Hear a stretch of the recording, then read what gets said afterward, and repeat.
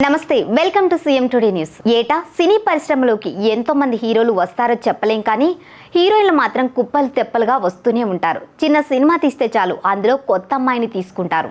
వాళ్ళతో పాటు బాలీవుడ్ నుంచి కూడా కొంతమంది ఈ ఏడాది టాలీవుడ్లో అడుగుపెట్టారు. టాలీవుడ్లో 2024లో మెరిసిన ముద్దుగుమ్మలు ఎవరో, ఏ మూవీస్తో ఎంట్రీ ఇచ్చాడో చూడాలని ఉందా? అయితే వాచ్ దిస్ స్టోరీ. ఈ ఇయర్లో టాలీవుడ్లోకి వచ్చిన ముద్దుగుమ్మల్లో ముందుగా చెప్పుకోవాల్సింది దీపికా పదుకొనె గురించి. ఏళ్లుగా బాలీవుడ్లో స్టార్గా కొనసాగుతున్న దీపికా పదుకొనె కెరీర్లో తొలిసారి ఓ తెలుగు సినిమాలో నటించింది. అదే కల్కి. ప్రభాస్ హీరోగా నటించిన ఈ సినిమా మొత్తం ఈమె చుట్టూనే తిరుగుతుంది.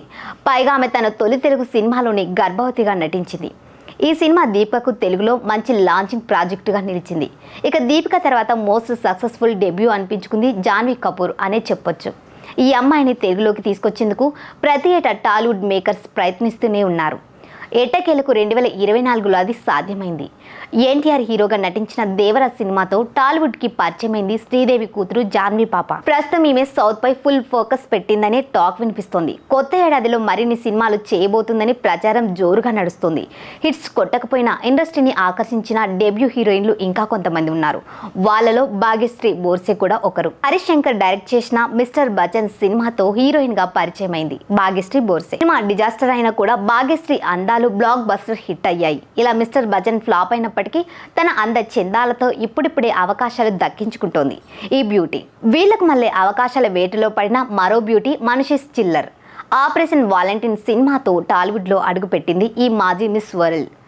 అయితే ఆ సినిమా ఫ్లాప్ అవ్వడంతో మనిషికి ఆశించిన గుర్తింపు రాలేదు.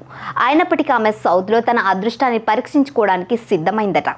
కొత్త ఏడాదిలో కూడా ఇక్కడే కొనసాగించుకోవాలనుకున్నట్లు ఇదివరకు ప్రకటించిన విషయం తెలిసిందే.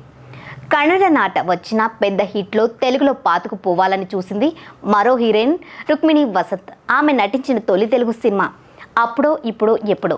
నిఖిల్ హీరోగా నటించిన ఈ సినిమా ఎప్పుడొచ్చిందో ఎప్పుడు వెళ్ళిందో కూడా ప్రేక్షకులకు అస్సలు తెలియదు. అయితే ఈ సినిమా ఫ్లాప్ అయినా రుక్మిణి వసంత్ కు ఇంకా క్రేజ్ మిగిలే ఉందట. కొత్త ఏడాదిలోనైనా ఆమె మెరుస్తుందేమో చూడాలని చాలా మంది ఎదురు చూస్తున్నారు. ఇలా చెప్పుకుంటూ పోతే ఎంతో మంది హీరోయిన్లు ఈ ఏడాది టాలీవుడ్లో అడుగుపెట్టి క్లిక్ అవ్వలేకపోయారు. ఇప్పటి వరకు చెప్పుకున్నవి కొన్ని పేర్లు మాత్రమే. చిన్న చిన్న సినిమాలతో మరింత మంది టాలీవుడ్లో అడుగుపెట్టారు. సరైన ఫలితం దక్కించుకోలేకపోయారని చెప్పడంలో ఎలాంటి సందేహం లేదు.